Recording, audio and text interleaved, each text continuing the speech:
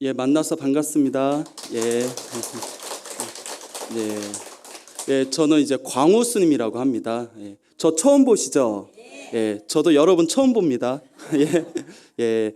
자, 오늘 이렇게 무상사에서 좋은 인연을 맞이하여 이제 여러분들과 우리의 부처님의 소중한 가르침을 함께 고민하고 또 우리 부처님의 소중한 가르침과 법문에 대해서 함께 나눠보고 싶어서 이 자리에 나오게 되었습니다. 예. 확실히 절이 좋아서 그런지 신도분들도 리액션이 엄청 좋으신 것 같아요. 예. 이렇게 처음부터 이렇게 또 화려한 리액션은 처음인데 박수가 아주 후하십니다. 예. 저도 이제 즐거운 마음으로 또 이렇게 법문 강의를 할 수 있을 것 같습니다. 오늘 풀어나갈 이야기의 주제는 불교에서 바라보는 운명의 법칙입니다. 여러분, 운명 많이 들어보셨죠? 예.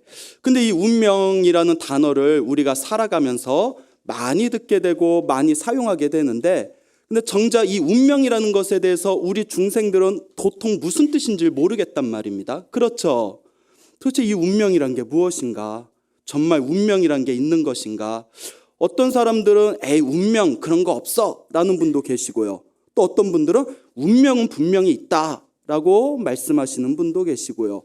혹은 운명은 이미 정해졌다 라고 말씀하시는 분도 있고, 운명은 이 우주를 만드신 조물주가 모두 미리 정해놓은 거다. 우리는 그냥 조물주가 만들어 놓은 운명대로 살아갈 뿐이다 라고 말씀하시는 분들도 있습니다. 그렇죠. 근데 도대체 이 운명이라는 것을 우리가 도대체 모르겠어요. 여러분, 운명이 뭔지 아시겠습니까? 그런데 우리가 이제 불자지 않습니까? 그렇죠. 우리가 불제자고 부처님의 제자이기 때문에 우리가 고민하는 모든 문제는 어디서 해답을 얻어야 된다? 부처님의 말씀, 경전에서 해답을 얻어야 됩니다. 그렇죠. 그래서 오늘 부처님의 경전, 부처님의 말씀을 통해서 우리가 운명이란 무엇인가에 대해서 한번 고민해보고, 또 우리가 앞으로 운명을 어떻게 개척하면서 살아가야 될 것인가에 대해서 한번 함께 이야기를 나눠보는 그런 자리를 한번 마련을 해보겠습니다. 여러분들도 좋으시죠? 자, 운명이라는 것에 대해서 우리가 보통 이와 같이 정의합니다. 사람으로서 인생을 살아가면서 펼쳐지는 수많은 줄기와 그 흐름들을 우리가 운명이라고 부른다고 합니다. 여러분들 살아가다 보면서 다들 여기 계신 분들 다들 이제 어르신들 많으신데, 우리 어르신들 이렇게 살아가다 보니까 여러 일들 많이 겪었지 않습니까?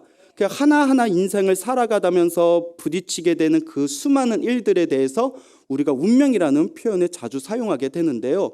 그럼 이 운명에 대해서 우리 부처님은 무엇이라고 말씀하셨는고 하니, 자, 이제 여러분들이 아마 다 아시는 이야기일 수도 있어요. 옛날부터 우리 불교에서 전해 내려오는 이야기를 하나 여러분들한테 들려드릴 테니까 뭐 이미 알고 계시는 분들은 그냥 복습 삼아서 들으시고요. 모르시는 분들은 한번 제 이야기의 흐름을 잘 따라와 보시길 바랍니다. 알겠죠? 자, 옛날에 어느 그 고을에 큰 부자가 살고 있었답니다. 큰 부자가 살고 있었는데, 이 부자가 이제 나이 20살에 결혼을 했습니다. 이제 첫째 부인을 얻었어요. 근데 이 부자가 계속 장사를 하면서 돈이 점점 더 많아집니다. 그래서 20살에 결혼을 하고 10년이 지난 뒤에 30살에 둘째 부인을 맞이합니다. 욕심이 많아요. 예, 둘째 부인을 맞이합니다. 옛말에 조강지처 버린 사람 치고 잘 되는 거 못 봤다 뭐 이런 얘기 있지 않습니까? 둘째 부인을 덜컥 얻어버려요. 그리고 또 10년이 지난 뒤에, 그럼 몇 살이죠? 그렇죠. 기본적으로 이제 숫자는 다 계산할 줄 아시네요.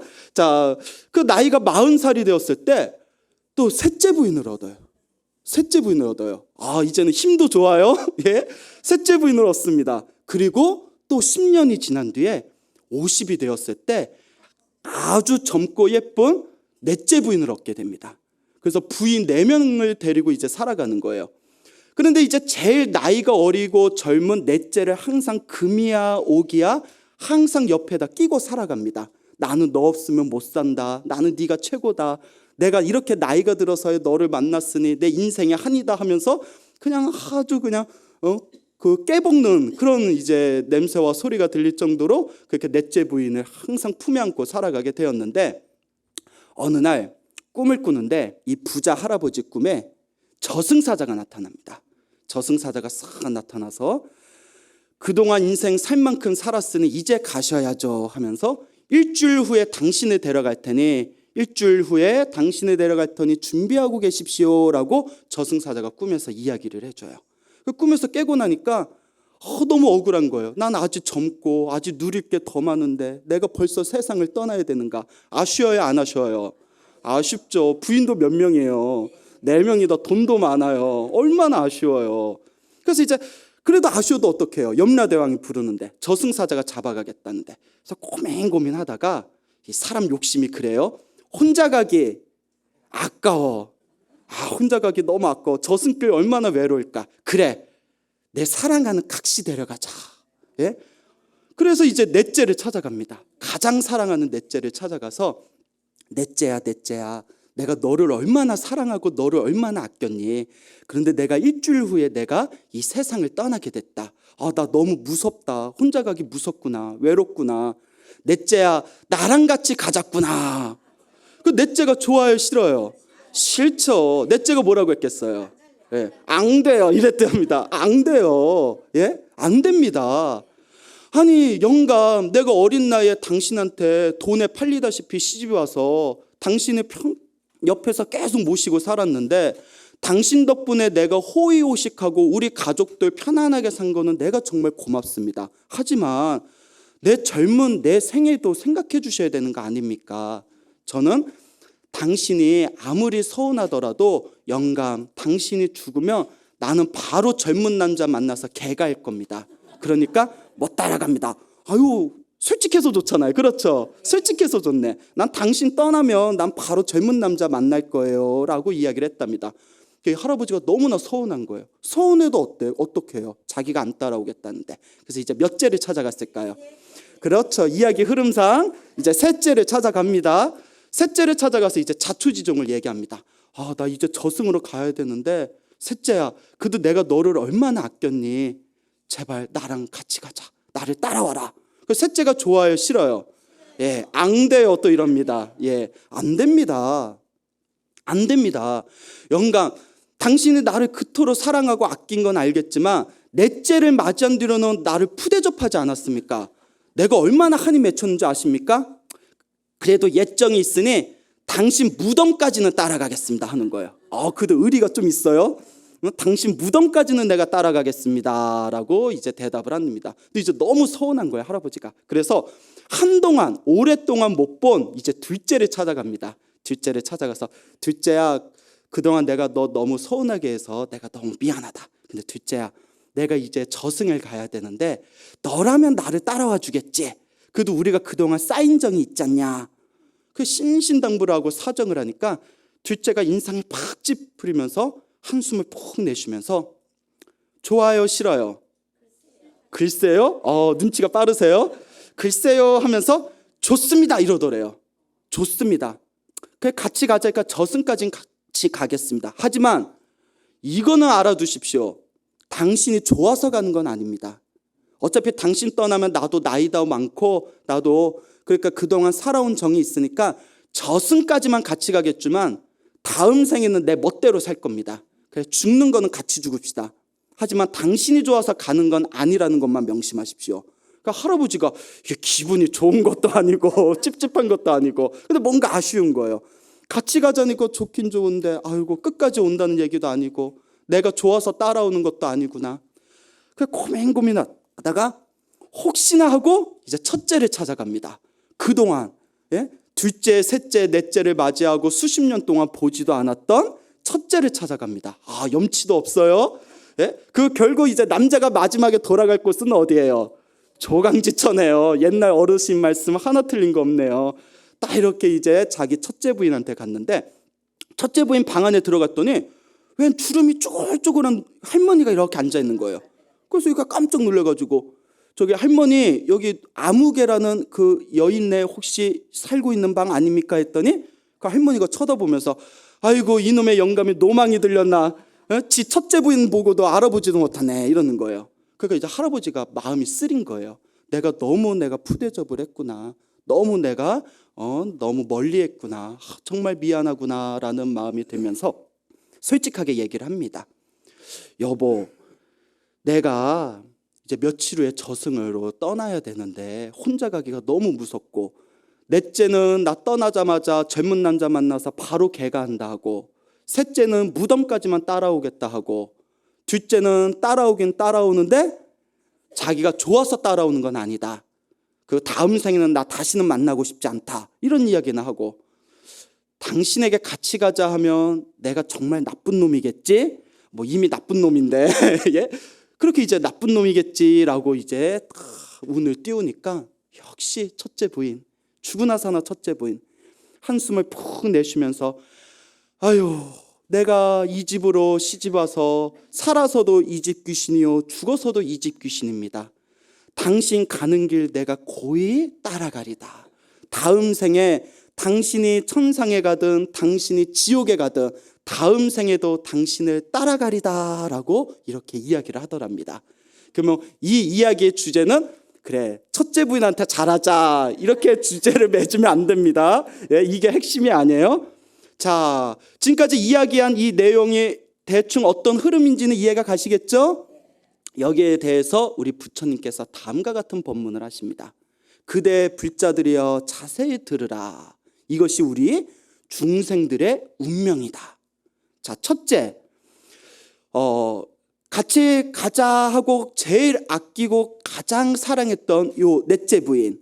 근데 이 넷째 부인이 자기가 죽으면 바로 젊은 남자 만나서 개가하겠습니다. 당신이 죽자마자 나는 바로 떠나겠습니다. 이 넷째 부인의 본질이 무엇일까요? 재물이랍니다. 우리 돈, 재물. 여러분, 중생들이 제일 좋아하는 게 뭐예요? 돈이죠. 우리 불자는 아니지만, 우리 불제자들은 불법이 제일 좋지만 일반 중생들이 제일 좋아하는 게 뭐예요? 돈이랍니다. 그래서 뭐니 해도 뭐가 제일 좋다? 머니가 제일 좋다. 뭐 이런 또 이제 속설이 있지 않습니까? 내가 살아생전에 가장 많이 아끼고 내가 살아생전에 가장 집착했던 거, 그것이 바로 무엇이다? 재물이랍니다. 돈이랍니다. 근데 여러분, 죽자마자 그 돈은 어떻게 될까요? 내가 죽자마자 그 돈은 내 몸을 떠납니다. 자손들한테 가든지 다른 사람한테 가든지, 여러분이 갖고 있던 통장, 부동산, 여러분들 죽자마자, 여러분들 세상 떠나시자마자 다 다른 사람 명의로 다 이제 넘어갑니다. 그렇죠? 죽자마자 가장 내가 제일 아꼈지만 내 목숨이 끊어지자마자 가장 다른 사람한테 먼저 달려가는 거, 그게 바로 재물입니다. 어때요? 동감하세요? 그러면 무덤까지는 따라오겠다는 셋째는 누굴까요? 예, 맞습니다. 가족입니다. 자식이고 가족입니다. 내가 죽으면 장례식장에서 눈물 펑펑 흘려주고 절에서 49제 지내주고 무덤까지 와주는데, 그렇다고 같이 죽어요, 안 죽어요? 안 되죠. 예, 같이 안 죽습니다. 엄마, 나 엄마 없으면 나 절대 못 살아. 근데 막상 나 죽으면 따라와요, 안 따라와요? 안 따라오죠. 예. 그러니까 무덤까지 따라와주는 이 셋째의 본질은 바로 가족을 뜻한답니다. 가족. 예? 자, 그러면 당신이 죽으면 당신 죽는 것까지는 내가 따라가겠으나 당신이 좋아서 가는 건 아닙니다. 내 것인 줄 알았는데 내 것이 아닌 거. 둘째 본질이 무엇일까요? 그렇죠. 몸뚱아리라고 합니다. 내 육신, 내 몸뚱아리. 여러분들, 우리가 죽으면 무덤에 누가 묻혀요? 내 몸이 묻히잖아요. 그 무덤까지는 따라와요. 무덤 속에, 관 속에는 같이 들어갑니다. 근데 다음 생에 그 몸뚱아리 또 만나요, 못 만나요? 못 만나죠. 그리고 내 것인 줄 알았는데 알고 보니 내 것이었어요, 아니었어요? 아니죠. 예? 그래서 내 것인 듯 내 거 아닌 내 거 같은 너. 그게 뭡니까? 예, 우리 몸뚱아리입니다. 예. 그런데 우리는 다 이 몸뚱아리가 내 것이라고 착각하지만 죽은 뒤에는 알고 봤더니 결코 나 죽은 뒤에 계속 따라오는 그런 영원한 존재가 아니라는 거죠. 자, 그러면 이제 가장 중요한 핵심이 하나 남았습니다. 당신이 죽은 뒤에 제가 계속 따라가겠습니다. 다음 생에 천상에 태어나시든 지옥에 떨어지시든 내가 항상 당신을 따라다니겠습니다. 이 첫째가 누구였을까요? 맞습니다. 업입니다. 예, 역시 우리 무상사 신도분들 정말 공부 많이 하셨네요. 어쩜 그렇게 답이 척척 나오십니까? 업이라고 합니다. 업. 내가 과거 전생에서부터 알고 지었건 모르고 지었건 내가 지었던 모든 행위의 결과, 그 모든 행위의 에너지를 우리가 바로 업이라고 합니다. 알겠죠? 부처님께서는 이 업을 의도라고 하셨습니다. 뭐라고 하셨다? 의도. 그래서 이런 말 들어보셨죠? 너 도대체 어떤 의도를 가지고 그런 짓을 한 거야? 들어보셨죠? 그래서 의도를 업이라고 하셨는데요. 깜마 혹은 까르마라고 하죠. 자, 이 의도라는 이 단어로서의 이 업은 크게 두 가지의 의미로 해석되어질 수 있습니다. 첫째가 착한 의도, 선한 의도. 둘째가 나쁜 의도, 악한 의도. 이 두 가지로 우리가 해석을 할 수가 있는데요. 우리가 착한 의도로 몸과 말과 생각으로 어떤 행위를 저질렀을 때 우리가 그것을 선업이라고 합니까? 악업이라고 합니까? 그렇죠. 선업이라고 합니다. 착한 의도를 가지고 몸과 말과 생각으로 지은 업을 선업이라고 합니다. 그렇죠? 반대로 나쁜 의도를 가지고 몸과 말과 생각으로 어떤 행위를 저질렀을 때 우리는 그것을 무엇이라고 하죠? 악업이라고 합니다. 이와 같이 내가 지었던 선업과 악업을 모든 정보 에너지를 우리가 업식이라고 합니다. 뭐라고 한다? 업식. 여러분들 우리 사람이 죽으면 염라대왕 앞에서 만나게 된다는 업경대 얘기 들어보셨죠? 네가 여태껏 어떻게 살아왔는지 봐라 하면서 거울에서 일생 동안 살았던 선업과 악업의 모든 역사가 그대로 표기되어 있는 것이 업경대라고 하지 않습니까? 자, 그런데 이 업경대가 사실 우리 내면에 있습니다. 우리 내면에 있어요. 우리 내면에 이 업경대가 있어서 내가 지었던 선업과 악업의 결과를 내 스스로 받게끔 만드는 업경대가 있습니다. 이걸 유식불교에서는 아레야식이라고 불렀고요. 아레야식 하면 너무 어렵죠? 두 글자로 줄여서 얘기하면 모든 업의 정보가 다 들어있다 해서 업의 저장 창고라는 의미로 업식이라고 부릅니다. 뭐라 부른다? 업식. 여러분들이 지금까지 살아오면서 과거 전생에서 지었던 좋았던 일, 나빴던 일, 선업과 악업, 그 모든 정보가 다 어디에 저장되어져 있다? 네, 내 업식에 그대로 저장되어져 있습니다. 그리고 그 업식에 저장되어진 그 거대한 줄기와 흐름에 의해서 우리의 행복과 우리의 불행이 펼쳐지게 됩니다. 그래서 그 첫째 부인과 같이 내가 죽은 뒤에도 계속 따라오는 게 결국 뭐예요? 업이에요. 내가 죽으면 또 따라와요. 업이에요. 그리고 죽으면 또 따라왔어요. 업이에요.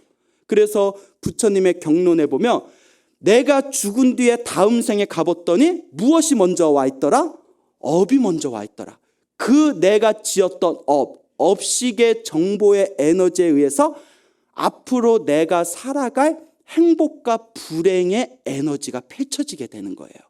그래서 부처님께서 무엇이라고 말씀하셨냐면 업이야말로 중생을 윤회에서 끊임없이 돌게 만드는 가장 강력한 작용이다라고 말씀하셨습니다. 알겠습니까?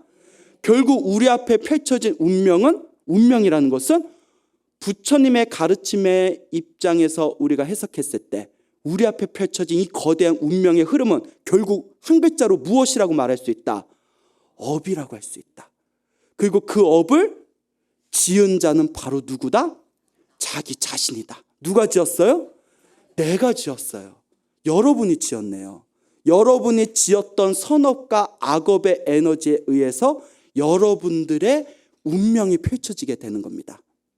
그렇기 때문에 내가 전생에 선업을 많이 지었나 악업을 많이 지었나 알고 싶으면 점쟁이 찾아갈 필요 있어요? 없어요? 없어요. 비싼 돈 주고 무당 찾아갈 필요 없어요. 가만히 앉아서 나 살아왔던 모습 보면 알아요. 네? 내가 살아갔던 모습 가만히 살펴보면 내가 전생에 선업을 많이 지었나 악업을 많이 지었나 알 수가 있답니다. 정말 알 수가 있네요. 여러분은 선업을 많이 지은 것 같아요? 악업을 많이 지은 것 같아요? 그렇죠. 이번 생에 사람 몸으로 태어나고 이번 생에 불법을 만나고 이렇게 좋은 법당에서 큰 스님들 법문 그렇게 많이 들었으니 인간으로서 누릴 수 있는 최고의 복은 다 누리고 있는 거 아니겠습니까? 동감하십니까? 예. 역시 무상사 신도들 리액션이 좋아요. 예. 자, 맞습니다, 여러분. 자, 부처님의 어느 제자가 부처님께 이와 같이 질문을 던집니다. 거룩하신 세존이시여, 궁금한 것이 있습니다. 그 세존 부처님께서 그래 질문하여 보아라. 거룩하신 세존이시여, 왜 똑같은 중생이고 왜 똑같은 인간인데 똑같이 인간의 몸으로 태어났는데 왜 어떤 사람은 잘났고 왜 어떤 사람은 못났습니까?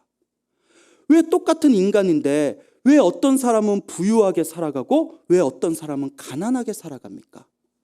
똑같은 인간으로 태어났는데 왜 어떤 중생은 건강하게 살아가고 어떤 중생은 병약하게 살아갑니까?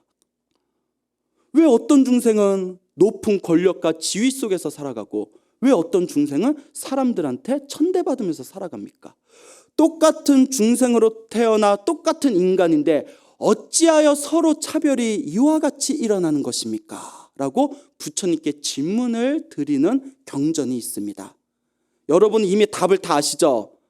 부처님이 한 글자로 말씀하셨습니다. 무엇이다? 업이다 라고 하셨습니다. 업이다. 업이다. 자, 여러분들 다 아시는 내용이지만 우리가 복습 삼아서 한번 짚어봅시다. 여러분 오개 받으셨죠?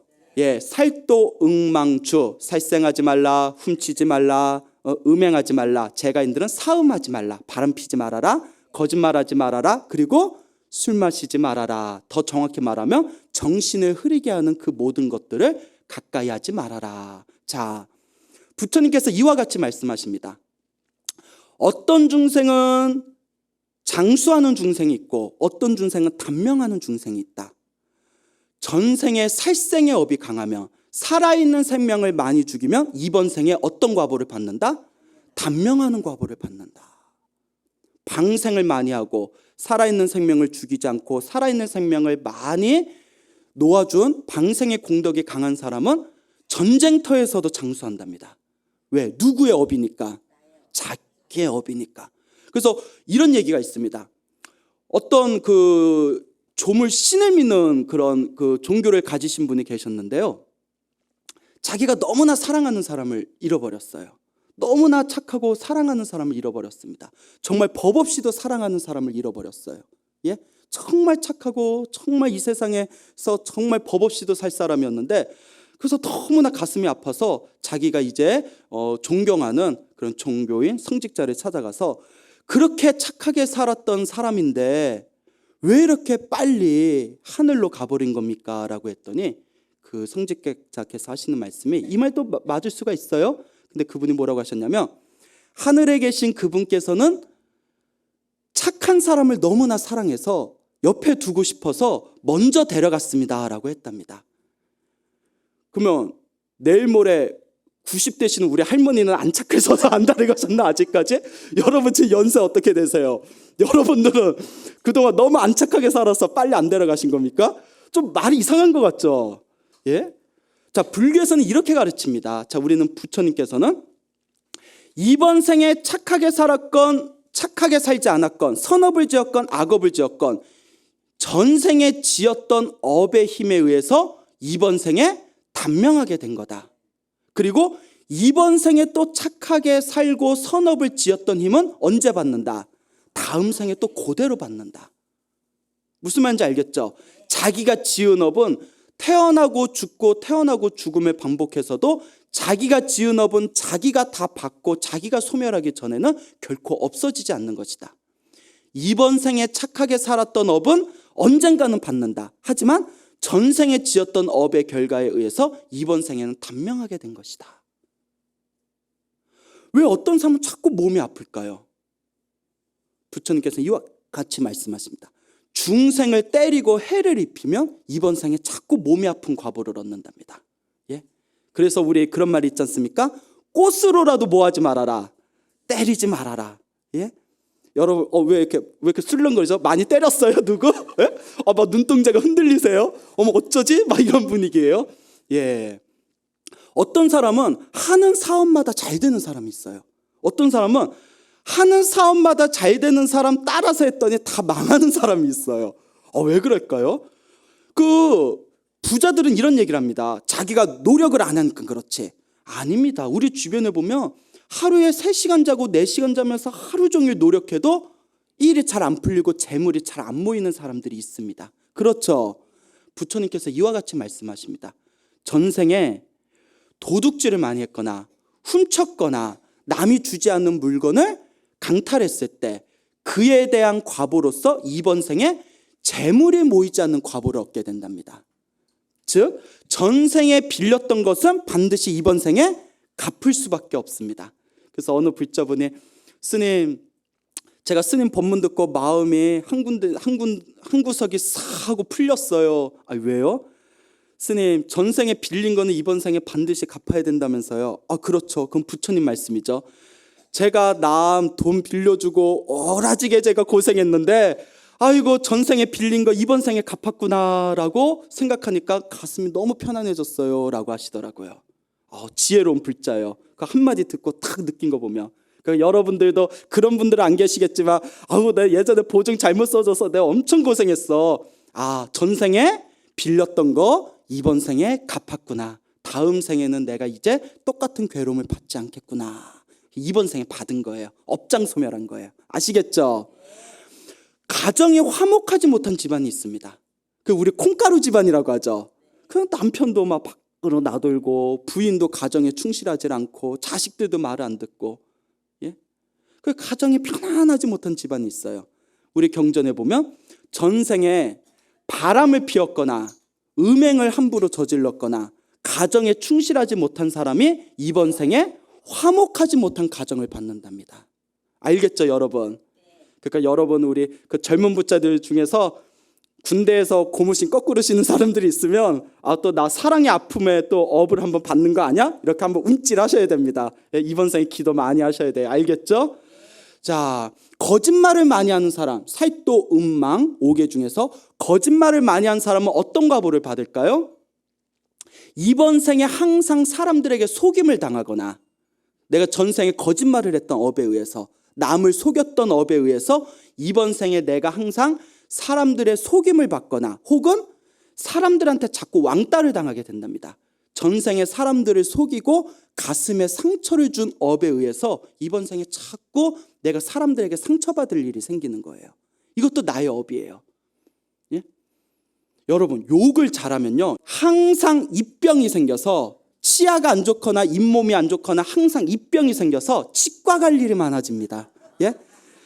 스님, 저는 왜 이렇게 치과 갈 일이 많아요? 하시는 분들은 두 가지입니다. 평소에 관리를 안 했거나 관리 잘했는데요, 그러면 입으로 업을 많이 지었거나. 여러분들은 아니겠죠. 치과 갈 일이 많이 생긴대요. 항상 입병. 왜냐? 입으로 남을 항상 아프게 했기 때문에 그 아프게 했던 과보가 내 입으로 돌아온다는 겁니다. 그 여러분들, 우리 사람 중생들이 살다 보면 솔직히 살생할 일이 많지 않아요. 그렇죠? 기껏해야 모기나 바퀴벌레 하나 잡을 뿐이고 살생할 일 많지 않고 딱히 도둑질할 일이 있어요, 없어요? 없잖아요. 웬만큼 나쁜 사람 아니면 남의 물건 막 훔치거나 하지 않죠. 근데 무엇으로 가장 쉽게 업을 지을까요? 입으로 쉽게 업을 짓습니다. 그 부처님 경전에 뭐라고 하셨죠? 사람마다 입에 무엇이 있다? 도끼가 있다. 그 도끼로, 입 안에 있는 도끼로 자신을 찍는구나. 이 구업을 조심해야 됩니다. 여러분들 주변에 있는 사람들한테 그 따가운 얘기, 가슴 후벼 파는 이야기, 사람 막 가슴 아리게 하는 이야기 하시는 그런 분들이 의외로 주변에 많아요. 절대 그러면 안 됩니다. 아시겠죠? 입으로 그와 같은 무서운 업을 지으면 안 된다. 경전에 수도 없이 나오는 내용입니다. 아시겠습니까? 자, 술을 많이 마시게 되면 어떤 과보를 받게 될까요? 맞습니다. 삼위일의 주석서에 보면 이런 내용이 나옵니다. 술을 많이 마시고 술을 많이 마셔서 항상 정신이 흐리멍텅한 상태로 살아가는 중생은 다음 생에 똥물지옥에 떨어지거나 사람으로 태어나도 머리가 어리석고 우둔한 과보를 받는답니다. 그러니까 곡차를 드셔도 어떻게 드셔야 돼요? 그냥 취하지 않게 적당히 드셔야 되는데 그게 쉬워요, 어려워요? 예, 아예 안 마시면 안 마시지 취하지 않을 만큼 또 안 마시기가 너무 힘들죠. 그래서 여러분들이 다음 생에 지혜 총명을 얻고 싶으면 이번 생에 여러분들의 정신을 흐리게 하는 그 모든 것들, 대표적인 게 술이 되겠죠. 그런 것들을 멀리해야 된다. 아시겠습니까? 자, 살도 음망추. 살생을 많이 하면 단명의 과보에 빠지고, 도둑질을 많이 하고 남이 주지 않는 물건에 강탈하면 항상 태어날 때마다 재물이 모이지 않는 과보를 얻게 되고, 바람을 피고 사음하고 음행을 함부로 저지르면 다음 생에 가정을 꾸리게 되더라도 화목하지 못한 가정을 만나게 되고, 거짓말을 많이 하면 사람들에게 항상 속임을 당하거나 욕을 많이 하게 되면 항상 입병 때문에 고생하게 되고, 그리고 정신을 흐리게 하는 것을 자꾸 가까이 하게 되면 다음 생에 우둔한 머리를 갖게 된다라고 부처님께서 경전에서 말씀하십니다. 그리고 이와 같은 내용도 나옵니다. 왜 어떤 사람은 항상 승승장구해서 높은 권력의 지위를 얻게 되고, 왜 어떤 사람은 열심히 노력해도 자꾸 사람들한테 천대받는 그런 위치에 떨어지게 되는가? 궁금하시죠? 여러분, 사촌이 땅을 사면 배가 아프다. 이걸 두 글자로 하면 뭐라고 해요? 질투죠, 질투. 남이 잘 되는 걸 시게 하는 마음, 질투. 경전에 이와 같이 얘기하십니다. 남이 잘 되는 것을 보고 질투하고 시기하면 그에 대한 과보로 다음 생에 항상 사람들에게 천대받게 된답니다. 그 질투와 시기의 과보로. 하지만 다른 사람이 잘 되는 걸 보면서 그 사람이 잘 되는 모습을 정말 진정으로 기뻐해 주면, 그 사람은 다른 사람이 잘 되는 걸 보고 기뻐해 준 그 공덕으로 다음 생에 항상 하는 일마다 승승장구하게 된답니다. 경전에 나와요. 그래서 이걸 뭐라고 하면 수의찬탄이라고 합니다. 들어보셨죠? 수의찬탄. 따라서 기뻐하고 칭찬합니다. 여러분 질투심 있어요, 없어요? 아유, 대단하시네. 그 도인인데, 보살님 도인이신가? 그건 아닌데 없어요? 복을 많이 주셨네요. 예, 좋습니다. 맞습니다. 그래서 이와 같이 생각을 하셔야 됩니다. 나보다 잘난 사람이 있으면 질투하고 시기하고 깎아내리는 것이 아니라 어떻게 해야 된다? 그렇죠. 부러워하는 건 괜찮습니다. 부러워하시되 찬탄하고 기뻐하고 이와 같이 생각하십시오. 아, 저 사람은 전생에 복이 많아서 전생에 선업을 많이 지어서 이번 생에 그 복을 받는구나. 자기 복 자기가 받는 거구나. 그러니까 나도 이번 생에 무엇을 많이 지어야겠다? 복을 많이 지어야 되겠다. 이와 같이 마음을 돌려야 됩니다. 알겠죠? 나보다 잘난 사람을 보면 절대 시기하는 것이 아니라 나보다 잘난 사람을 딱 보고 마음에서 질투나 시기심이 싹 올라올 때 그걸 딱 알아차리고, 아, 저 사람은 전생에 복을 많이 지어서 저렇게 자기 복을 자기가 받는 거다. 그러니 나도 질투하지 말고 이번 생에 복을 열심히 짓자라고 마음을 돌리는 게 바로 마음 수행입니다. 알겠죠? 예, 이것이 바로 마음 수행입니다. 그래서 부처님께서는 이와 같이 말씀하셨습니다. 중생은, 수많은 중생들은 재산을 모으고 있다. 돈이라는 재산을 모으고 있고, 뭐 땅이라는 재산을 모으고 있고, 가족이라는 재산을 모으고 있다. 하지만 죽은 뒤에 가져간다, 못 가져간다? 유일한 재산, 중생마다 죽은 뒤에도 끊임없이 따라다니는 유일한 재산이 있으니 그 재산이 바로 뭐다? 업이다라고 했습니다. 업이다. 근데 그 업이 여러분 통장 다 있죠? 통장도 마이너스 통장이 있고 대박 통장이 있잖아요. 업도 마이너스 업이 있고 대박 업이 있습니다. 여러분들이 이번 생에 악업을 짓고 몸과 말과 생각으로 삿된 짓을 하면 그것은 마이너스 악업이 됩니다. 다음 생에 재산을 받는데, 업의 재산을 받는데 힘들고 빡빡하게 살아야 되는 마이너스 통장을 받게 되는 겁니다. 하지만 이번 생에 여러분들이 열심히 기도하시고 불공을 올리시고 여러분들이 선업을 열심히 지으신다면 그것이 바로 다음 생에 여러분들의 행복과 풍요로운 삶을 보장할 수 있는 무슨 통장이 된다? 대박 통장, 대박업이 됩니다. 여러분들이 이번 생에 짓고 있는 선업은 반드시 여러분들이 받을 수밖에 없습니다. 그게 바로 불교의 가장 기초고 불교의 가장 기본인 인과 업보의 사상이 되겠습니다. 알겠죠? 이와 같이 업이라는 거, 이와 같이 이 업이라는 것의 무서움을 바르게 이해해야 이 인과 원인과 결과, 내가 지은 원인에 의해서 내가 이와 같은 결과를 받았구나.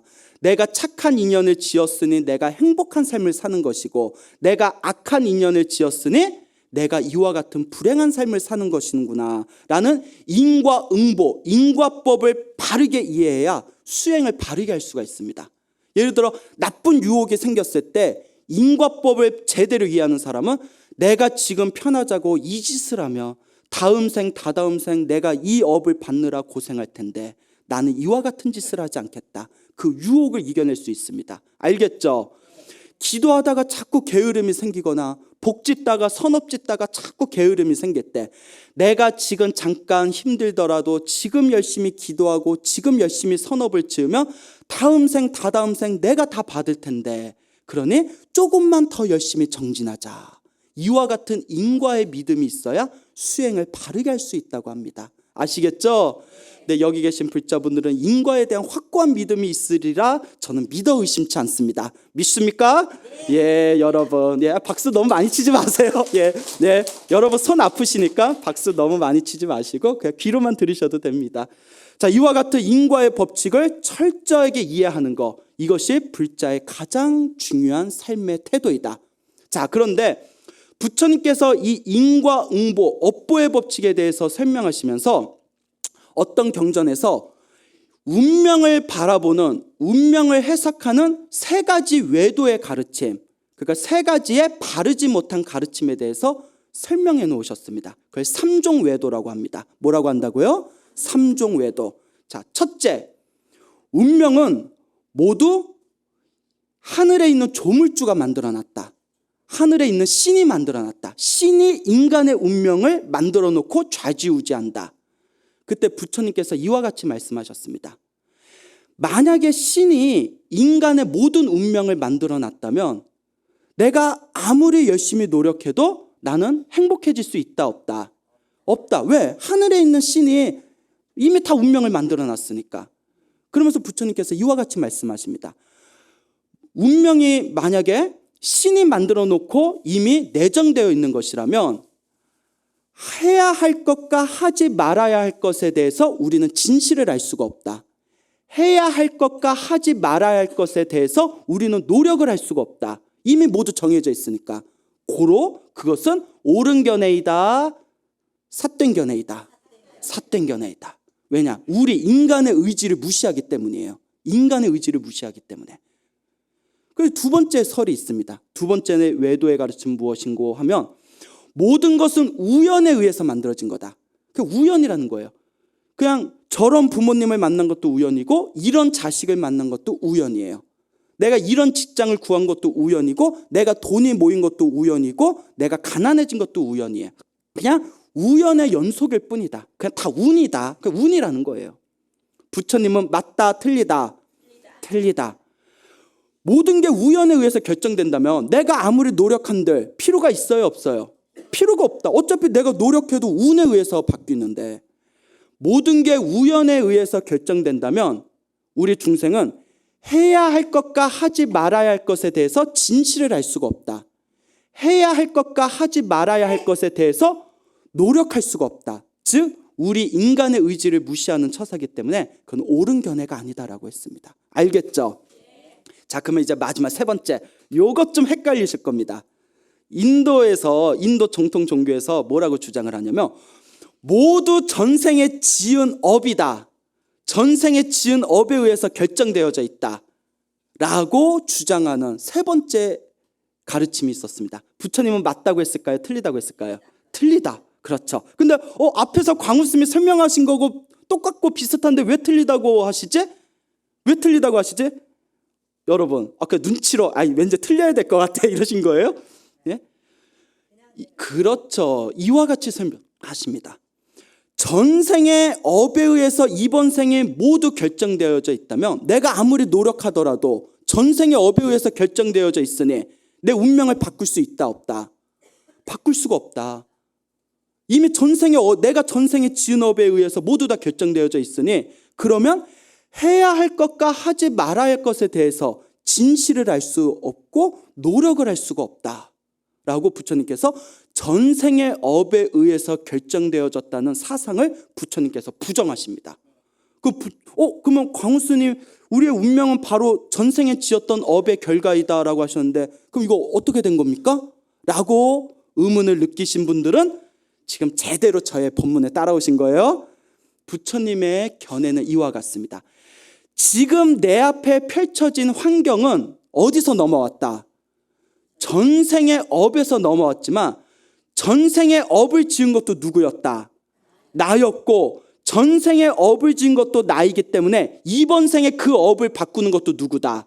나다. 고로 전생의 업에 의해서 현생에 펼쳐졌지만 내 수행과 내 노력에 의해서 이번 생의 업을 바꿀 수 있다 없다?